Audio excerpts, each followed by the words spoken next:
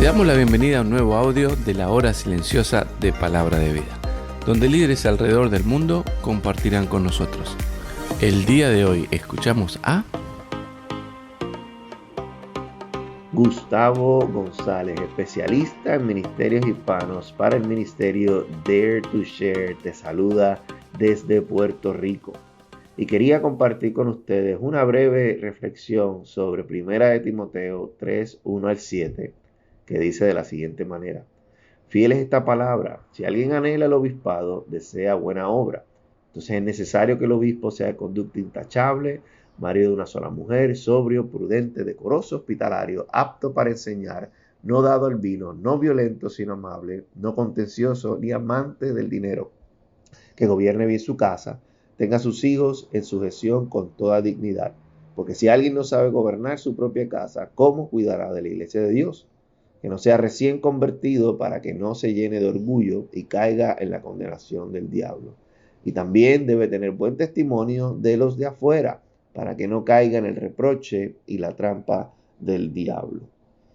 Esta porción bíblica viene en el medio de una carta que el apóstol Pablo le escribe a su discípulo Timoteo, a quien deja como pastor y supervisor de las iglesias en Éfeso. Y es una porción sumamente práctica, donde Pablo literalmente le está diciendo a Timoteo las características que debe tener presente al momento de escoger a líderes en la iglesia, ¿verdad? Si lo miramos así a valor principal, no tiene grandes principios espirituales, aunque sí hay espiritualidad detrás de ella. Pero mi preocupación al leer esto es que me parece que las iglesias, en lugar de tener una lista como esta al momento de escoger su próximo pastor, acogen y adaptan cosas distintas. Yo nunca he visto una descripción de trabajo de un pastor que tenga estas características. ¿Qué cosas vemos? Vemos la educación, vemos que le preguntan cuántos años de experiencia tienen y ese tipo de cosas que no están mal, pero sí pienso que nos perdemos algo que Dios nos está tratando de decir cuando priorizamos este tipo de cosas o incluso obviamos lo que nos está diciendo Pablo aquí en esta porción y lo sustituimos por otras cosas. Como pueden ver y como acabo de leer, son características bien interesantes. Pero quería llamar su atención en el versículo 4, dice que gobierne bien su casa y que tenga a sus hijos en sujeción con toda dignidad. Esto es una muestra súper fácil de evaluar cuando estamos tratando de escoger a un líder, porque una casa, un hogar, una familia viene siendo como una representación de lo que podría ser la iglesia después. Y es interesante que dice en el versículo 6 que no sea recién convertido para que no se llene de orgullo y caiga en condenación del diablo. También nos hemos encontrado en experiencias que las iglesias están tan deseosas, decir, para no utilizar la palabra desesperada, por liderato, que cuando una persona se convierte y tiene ciertas aptitudes o ciertos talentos, inmediatamente lo quieren poner en posiciones de liderato o de enseñanza, etc. Cuando Pablo aquí nos está diciendo claramente que no debemos hacer eso.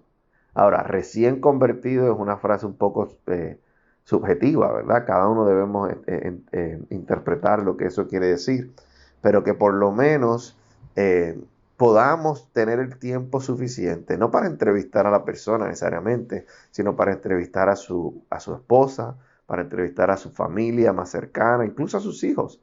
Y yo recomendaría buscar algún amigo o compañero de trabajo o vecino que no sea creyente. Porque en el versículo 7 dice que debe tener un buen testimonio de los de afuera, o sea, afuera de la iglesia. Y yo pienso que lo que tengan que decir estas personas también es sumamente importante en el momento de escoger a nuestros líderes. Y esto me recuerda a una película que vi hace poco, muy buena película, se la recomiendo. Se llama La Revolución de Jesús, donde se describe el avivamiento que ocurrió en los Estados Unidos en la época de los hippies, ¿verdad? Y uno de los personajes principales de esta película había salido de un lugar muy oscuro. El Señor lo salvó y le rompió su corazón y lo movilizó para alcanzar a otros como él, es decir, a otros jóvenes en aquel entonces que estaban en la escena hippie.